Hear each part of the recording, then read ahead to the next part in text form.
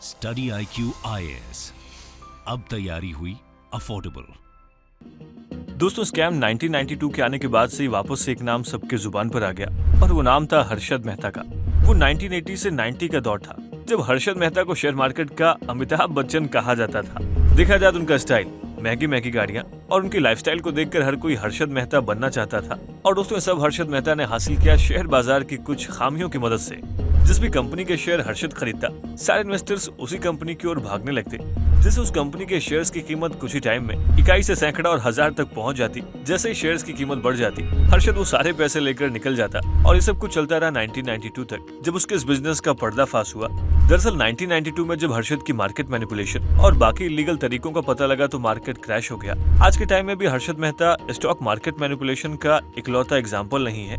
ऐसे कई केस है जिसमें आम इन्वेस्टर्स के पैसे डूब जाते हैं और ये मैनिपुलेटर्स पैसे लेकर उड़ जाते हैं। सो आज के इस वीडियो में हम ये समझेंगे कि कैसे ये इंडिविजुअल या ग्रुप्स पूरे शेयर मार्केट को मैनिपुलेट करते हैं, जिससे शेयर्स और उनकी कीमत कंपनीज की परफॉर्मेंस के बजाय इनके कंट्रोल में आ जाती है। स्वागत है आप सभी का स्टडी IQ में। अनुराग पांडे नाम है हमारा और ऐसे ही तमाम लेटेस्ट वीडियोस के अपडेट के लिए आप मेरे सोशल मीडिया हैंडल से जुड़ सकते हैं या वीडियो के कमेंट बॉक्स में दिए गए लिंक पर क्लिक करके भी आप वीडियोस को एंजॉय कर सकते हैं।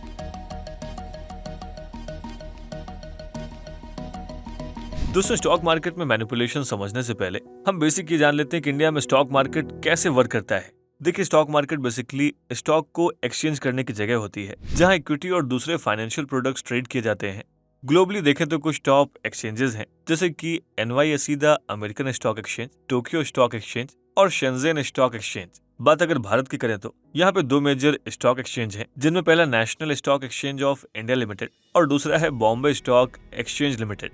देखा जाए तो इनके भी अलावा कई स्टॉक एक्सचेंजेस हैं। इन्वेस्टर्स इन सभी स्टॉक एक्सचेंजेस के जरिए लिस्टेड कंपनीज के स्टॉक्स में कैपिटल को इन्वेस्ट करते हैं। दोस्तों, स्टॉक मार्केट में इन्वेस्टमेंट के पीछे का आइडिया काफी सिंपल है। यहाँ इन्वेस्टर्स लो प्राइस में शेयर को खरीदते हैं और उन्हें हाई प्राइस में सेल कर देते हैं। यही प्रॉफिट लोगों को स्टॉक मार्केट में इन्वेस्ट करने के लिए एनकरेज करता है। लेकिन ये इतना आसान भी नहीं है, क्योंकि इस मार्केट में ऐसी कई एंटिटीज हैं जो स्टॉक्स की प्राइस और स्टॉक मार्केट को बहुत ही आसानी से मैनिपुलेट कर सकते हैं। एक तरीके से एंटिटीज यूनिफॉर्म्ड इन्वेस्टर्स को धोखा देती हैं। उनके इन्वेस्टमेंट का इस्तेमाल स्टॉक्स की प्राइस को घटाने या फिर बढ़ाने के लिए करती हैं और इसी प्रोसेस को मार्केट मैनिपुलेशन कहा जाता है। ऐसे में ये डिटेल में समझते हैं कि आखिर कैसे स्टॉक मार्केट को मैनिपुलेट किया जाता है। दोस्तों, stock market entities manipulation technique का इस्तेमाल अपने इन्वेस्टर्स को बेवकूफ बनाने के लिए करती हैं। ये आर्टिफिशियली शेयर्स के प्राइस को अफेक्ट कर सकते हैं, जैसे कि शेयर की डिमांड को गलत तरीके से इंक्रीज या फिर डिक्रीज करना। देखा जाए तो एंटिटीज ऐसे स्टॉक्स जो लॉस में जा रहे होते हैं उनमें सोशल मीडिया, फेक न्यूज और मैसेजेस की मदद से गलत तरीके से प्रॉफिटेबल शो करते हैं, जिससे इन्वेस्टर रॉन्ग स्टॉक में इन्वेस्ट कर बैठता है और फ्यूचर में इन्वेस्टर को इससे नुकसान होता है। लेकिन ये ऑपरेटर्स या एंटिटीज प्रॉफिट में चले जाते हैं। मैनिपुलेशन टेक्निक की बात करें तो पंप एंड डंप इसमें बहुत ही पॉपुलर है। दोस्तों, इसमें मैनिपुलेटर्स बड़े नंबर में शेयर्स को खरीदते हैं और उन शेयर्स के बारे में पॉजिटिव न्यूज और रूमर्स फैलाते हैं, जिससे गलत हाइप क्रिएट होता है। हाइप के साथ ही शेयर का प्राइस भी बढ़ जाता है। एक बार जब इन शेयर्स का प्राइस सर्टेन लेवल पर पहुंच जाता है तो मैनिपुलेटर्स अपने शेयर सिंगल ट्रांजैक्शन में डंप कर देते हैं, जिससे शेयर्स की प्राइस क्रैश कर जाती है और अपनी असली वैल्यू पर पहुंच जाती है, जिसका मैसिव लॉस इन्वेस्टर्स को झेलना पड़ता है। दोस्तों, pump and dump schemes typically groups operate करते हैं, जिन्हें पंपर्स के तौर पर जाना जाता है। ये ग्रुप्स पर्टिकुलर स्टॉक या फिर बज क्रिएट करने के लिए एक साथ काम करते हैं। ये social media platforms, online forums, influencers और ईमेल न्यूज़लेटर्स की मदद से मैसेज स्प्रेड करते हैं। दोस्तों, वीडियो को कंटिन्यू करें उससे पहले आप सभी के लिए एक इंपॉर्टेंट अपडेट है। दरअसल IAS की तैयारी को और भी अफोर्डेबल एंड कॉम्प्रिहेंसिव बनाने के लिए स्टडी IQ आपके लिए लाया है P2I, that means prelims to interview program 2024। दोस्तों, इसके जरिए आप प्रीलिम्स, मेंस एंड इंटरव्यू यानी UPSC एग्जाम के तीनों स्टेज की तैयारी एक साथ कर सकते हैं। UPSC सिलेबस को कंसीडर करते हुए इस बैच में आपको लाइव क्लासेस के through basic to advance cover कराया जाएगा। साथ ही mentorship, test series, crash course, notes और बुक्स, ये सब कुछ भी आपको इस बैच में मिल रहा है। CIS live prelims to interview 2024 batch को अगर आप ज्वाइन करना चाहते हैं और आप अनुराग लाइव कूपन कोड का इस्तेमाल करते हैं तो इस बैच की टोटल फीस 45,000 की बजाय आप इसे 29,999 का अवेल कर सकते हैं। इस बैच से रिलेटेड अधिक जानकारी के लिए आप स्क्रीन पर दिए गए नंबर पर कॉल कर सकते हैं या फिर वीडियो के डिस्क्रिप्शन बॉक्स में दिए गए कोर्स से रिलेटेड PDF को भी डाउनलोड कर सकते हैं। अगले टेक्निक की बात करें तो वो है वॉश ट्रेडिंग। दोस्तों, इस तरह के मार्केट मैनिपुलेशन मेथड में एंटिटीज एक सिंगल स्टॉक को निशाना बनाती हैं। देखा जाए तो एक सिंगल स्टॉक को चुनते हैं जिसे वो बार बार सेल और परचेज करते हैं। और इससे ट्रेडिंग एक्टिविटी इंक्रीज हो जाती है। रिपीटेड बाइंग और सेलिंग से ट्रेडिंग वॉल्यूम इंक्रीज होता है और इससे इन्वेस्टर्स भी अट्रैक्ट हो जाते हैं। और ऐसा इसलिए होता है क्योंकि उन्हें लगता है कि इस स्टॉक में उन्हें फायदा होने वाला है। जैसे इन्वेस्टर ये शेयर्स खरीदते हैं, शेयर्स के प्राइस और ज्यादा बढ़ जाते हैं। इस तरीके से पूरा प्रोसेस एक फेक इंक्रीमेंट पे चलता है, जिसकी कीमत कभी भी जमीन पर आ सकती है। यहाँ तक कि 2000 इन्वेस्ट करके खरीदे गए शेयर की कीमत भी बस 2 रुपए तक रह जाती है। दूसरे तरीके से इल्यूजन क्रिएट करने वाली मार्केट मैनिपुलेशन टेक्निक है। मैनिपुलेटर्स इसमें ऐसी न्यूज फैला देते हैं कि बड़ा कोई ट्रेडर किसी पर्टिकुलर कंपनी के शेयर को खरीदने वाला है। ऐसे अनाउंसमेंट से इन्वेस्टर्स को उस कंपनी के शेयर पे भरोसा हो जाता है। वो इन शेयर्स में इन्वेस्ट करने के लिए without second thought high rates पर इन्हीं मैनिपुलेटर्स के शेयर्स को खरीद लेते हैं। शेयर के प्राइस इवेंचुअली इंक्रीज हो जाते हैं क्योंकि स्टॉक्स में इन्वेस्टर्स के इन्वेस्टमेंट की वजह से उनका वॉल्यूम इंक्रीज हो जाता है। फिर जैसे ही वैल्यू बढ़ती है, मैनिपुलेटर्स ये बात खारिज कर देते हैं कि कोई प्रोमिनेंट ट्रेडर शेयर में इन्वेस्ट करने वाला है, जिससे इन्वेस्टर्स को मजबूरन अपने स्टॉक्स को डंप करने पड़ते हैं क्योंकि अब वो रिस्क नहीं लेना चाहते। और दोस्तों, इन शेयर्स को इतने कम दाम पर बेचने के लिए मजबूर हो जाते हैं जितनी कीमत पर मैनिपुलेटर्स उन्हें आसानी से खरीदने में कंफर्टेबल हो। देखा जाए तो इस तरीके से मैनिपुलेटर्स एक और जहां शेयर्स के प्राइस बढ़ाने में सक्सेसफुल होते हैं, वहीं दूसरी ओर उन्हें वही शेयर वापस कम दाम पर भी मिल जाते हैं। दोस्तों, स्पूफिंग के अलावा फ्रंट रनिंग भी एक मैनिपुलेटिव ट्रेडिंग प्रैक्टिस है। देखा जाए तो ट्रेडर इसमें अपने सीक्रेट सोर्स से बड़े ट्रेडर्स की इन्फॉर्मेशन गेन करते रहते हैं, जिसका इस्तेमाल स्टॉक परचेज करने में होता है, जिसका बेनिफिट उसे मार्केट से मिलता है। आप एग्जांपल के लिए मान लीजिए कि किसी ट्रेडर को ये एडवांस में नोटिस मिली है कि कोई बड़ा इंस्टीट्यूशनल इन्वेस्टर कोई पर्टिकुलर स्टॉक परचेज करने का प्लान कर रहा है। फिर इस तरह की सिचुएशन में ट्रेडर उस इंस्टीट्यूशनल इन्वेस्टर के पहले ही उस कंपनी में शेयर्स को परचेज कर लेगा, जिससे वो बाद में शेयर्स की प्राइस बढ़ने पर उन्हें खरीदी की कीमत से अधिक कीमत पर बेच पाए।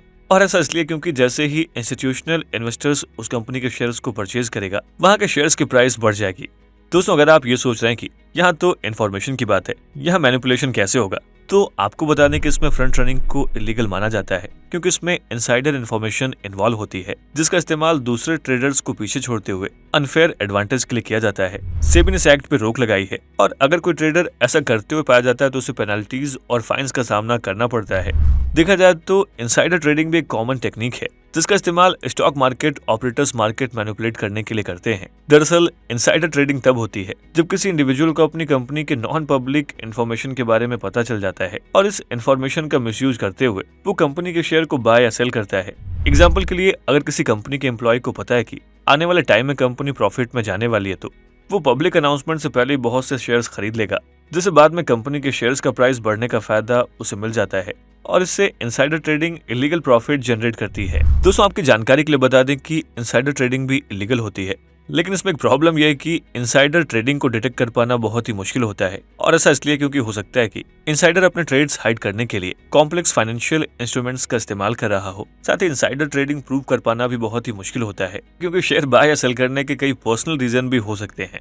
दोस्तों, ये तो रहे वो तरीके जिससे मैनिपुलेटर्स स्टॉक मार्केट में स्टॉक्स और उनके प्राइस को मैनिपुलेट करते हैं, लेकिन देखा जाए तो स्टॉक मैनिपुलेशन से स्टॉक मार्केट, इन्वेस्टर्स और इकोनॉमी में भी सिग्निफिकेंट इम्पैक्ट क्रिएट होता है। ऐसे में इन कॉन्सिक्वेंसेस को भी डिस्कस करते हैं। दोस्तों, स्टॉक मैनिपुलेशन से इन्वेस्टर्स के बीच एक स्ट्रेस क्रिएट होता है। इन्वेस्टर्स का स्टॉक मार्केट से भरोसा उठने लग जाता है, जिससे ट्रेडिंग वॉल्यूम और लिक्विडिटी डिक्रीज होने लगती है और इस वजह के चलते कंपनीज को स्टॉक मार्केट के जरिए कैपिटल राइज करने में डिफिकल्टीज फेस करनी पड़ती है और इकोनॉमी स्लो डाउन हो जाती है। देखा जाए तो स्टॉक मैनिपुलेशन से मार्केट वॉलेटिलिटी भी इंक्रीज होती है। दरअसल ऐसा इसलिए होता है क्योंकि इन्वेस्टर्स फॉल्स इन्फॉर्मेशन और र्यूमर्स पर रिएक्ट करने लगते हैं, जिससे डोमिनो इफेक्ट क्रिएट होता है जो स्टॉक मार्केट को सिग्निफिकेंट राइज या फिर फॉल की ओर ले जाता है। दोस्तों, इतना ही नहीं, स्टॉक मैनिपुलेशन से जहां कुछ लोगों को अनफेयर एडवांटेज मिलता है, वहीं दूसरे इन्वेस्टर्स को बड़ा नुकसान झेलना पड़ता है। दोस्तों, इसीलिए देश में स्टॉक मैनिपुलेशन को लेकर कानून बनाए गए हैं। स्टॉक मैनिपुलेशन इलीगल है और जो भी ऐसा करते हुए पाए जाते हैं उन्हें फाइन्स, इम्प्रिजनमेंट या दोनों सजा हो सकती है। और ऐसा इसलिए होता है क्योंकि इन मैनिपुलेशन की वजह से कंपनी और वहां के एग्जीक्यूटिव्स की रेपुटेशन खराब हो जाती है और कंपनी के इन्वेस्टर्स का भरोसा भी कंपनी से उठने लगता है। दोस्तों, मार्केट मैनिपुलेशन को प्रिवेंट और डिटेक्ट करने में regulatory bodies crucial role play करती हैं। देखा जाए तो रेगुलेटरी बॉडीज ऐसे रूल्स और रेगुलेशंस डिजाइन कर सकती हैं जिससे मार्केट की डिग्निटी बनी रहे। आज मार्केट मैनिपुलेशन से इन्वेस्टर्स और कंपनीज को बचने के लिए रेगुलेटरी बॉडीज मार्केट एक्टिविटीज की सर्विलेंस और मॉनिटरिंग करती हैं, लेकिन इसके बावजूद भी ऐसी प्रैक्टिस मार्केट में जारी है, जिसके लिए जरूरी है कि रेगुलेटर्स और फाइनेंशियल इंस्टीट्यूशंस एडवांस सर्विलेंस के साथ ही साथ नई मॉनिटरिंग टेक्निक्स को इंट्रोड्यूस करें जिसमें सस्पिशियस ट्रेडिंग एक्टिविटी को डिटेक्ट करने के लिए एल्गोरिदम्स और आर्टिफिशियल इंटेलिजेंस हो। साथ ही फाइनेंशियल इंस्टीट्यूशंस की भी जिम्मेदारी बनती है कि ये ट्रेडिंग एक्टिविटीज को मॉनिटर करें ताकि मार्केट को मैनिपुलेटिव प्रैक्टिस से बचाया जा सके और किसी भी सस्पिशियस एक्टिविटी को रिपोर्ट किया जाए।